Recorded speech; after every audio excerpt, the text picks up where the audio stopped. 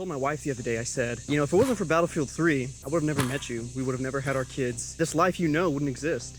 She was like, what do you mean by that? And I was like, well, look, back in the day, circa 2011, I was playing Battlefield 3. And if you remember that game, the going hunting mission, basically the gist of it is a sovereign nation threatens to do decentralized banking. So you jump into the back of an F-18, you take out their air force, you blow up their airport, and then you invade. But that mission is extremely memorable, and it takes place on an aircraft carrier and then over Iran. It's a really great mission, and it holds up today. But little 13-year-old me played that game, and I thought to myself, man, I need to join the Navy immediately.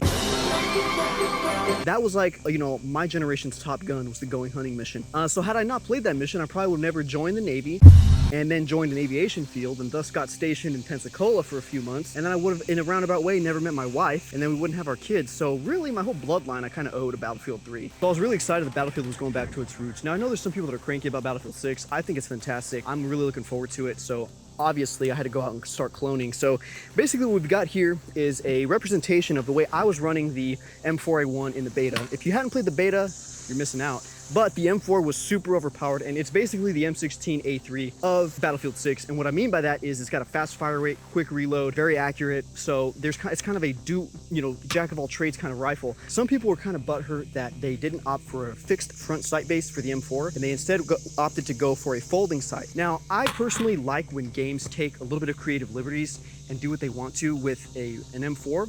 I think of like Modern Warfare 2, that M4, as iconic as that is, would it have been as iconic if they had just opted for a basic Block 1 M4? I don't think so. That arms rail and whatnot, I think it really, it's very unique, and I think that it's kind of cool to build guns out of games because a game is still a form of art, so to speak, an art form. So I don't like when they do everything one-to-one. Like when modders try to do stuff, it's like, all right, that's cool, but I like to see how a game studio, what kind of research they do. So the base default M4 comes with pretty much the exact same furniture you see here. You know, Knight's Armament quad rail, 14.5-inch barrel, and then the controversial folding sight. I personally prefer it much more than when they just completely eliminate the sight or they install a low profile gas block. Like there'll be some times on games where they have iron sights and the front sight base is there and then they remove it completely or they place it with low profile gas block. Having an actual folding Knight's Armament front sight gas block is very logical and it does make a lot of sense. I actually was playing with Joel of Otter Weapon Works, go give him a follow, and I asked him, I was like, dude, what kind of front sight is that? Is that like a PRI? And he's like, no, that's a Knight's Armament. It's like, okay. So I went to the internet, I went to like my little places I always go, looked up the Knight's Armament FSGB, and the last one sold for like $2,200. So those things are extremely rare, and they're used a lot for SAMR clones, which is I think the Squad Advanced Marksman Rifle,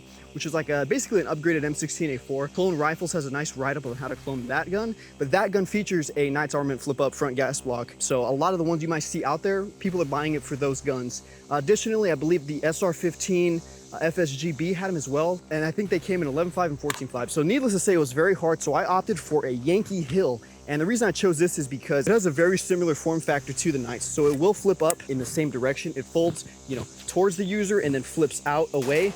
It is installed via clamp screws here, as opposed to the pins that the Knights is. And then there is a bayonet lug and a sling swivel, just like there would be on the Knights. So I thought that was pretty cool. Running a 14.5-inch barrel with that Knight's Armament rail. And then for the rear sight, we're using the Modtech. So in the game, when you're running just iron sights, you're getting that Knights front and the Modtech, whatever, rear sight. And they're actually really good iron sights. They, of course, enlarge the aperture as they always do, but it's a pretty cool representation. And actually see a gun that's really close to what the Army's actually running is very cool, minus that front sight base. Now, as far as attachments go, nothing too crazy on this. So we've got, you know, the normal M4 stock, like I said, normal charging handle, and then something in the game that's pretty cool is the Magwell. So the Magwells in the game are actually HRF. I don't feel like spending $60 on a piece of plastic, so we've got the hammy Magwell here as well. Now this one just slides right off, so right there, and then it'll slide right back on, and it's pretty solid, and it just assists with getting that magazine in a little bit faster. In the game, I believe that the Magwell, what it does is it allows you to reload while you're aiming down the sights. So you'll be aiming,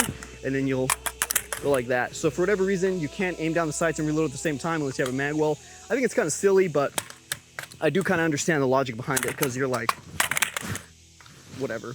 So So before the video continues, we have to thank Hammy of Hammy Prints. You know him, I know him. He's been the longtime sponsor of this channel, and he makes things like kill flashes, light covers, scope covers, Cherokee cheek risers, and the flared Magwell is the one that I've really been vibing with recently. Not only did I need it because of this build, I actually really do enjoy it and have a couple of them on a couple other guns that we're going to be showcasing here in the future as well.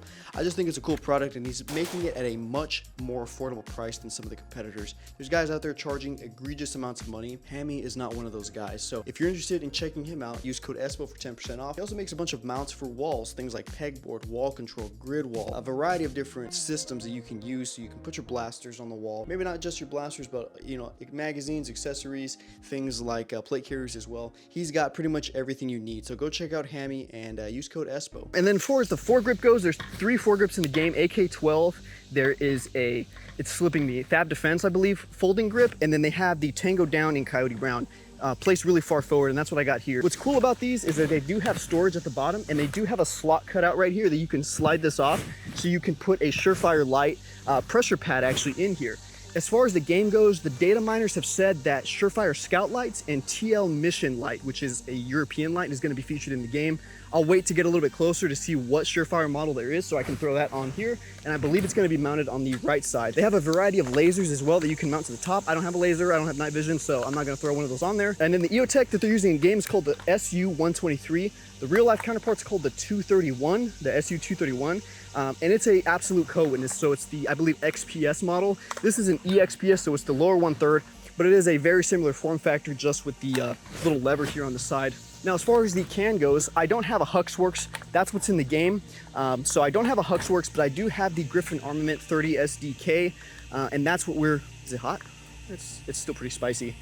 From the data miners, they say that there's going to be a Knights Armament suppressor in the game. This has a pretty similar form factor to the Knights, but it is still a little bit different, and I think it looks really cool, and still think it's a really cool can. We'll have a full video on it, but I've just opted to throw that, and that attaches right onto, let me actually get a glove here.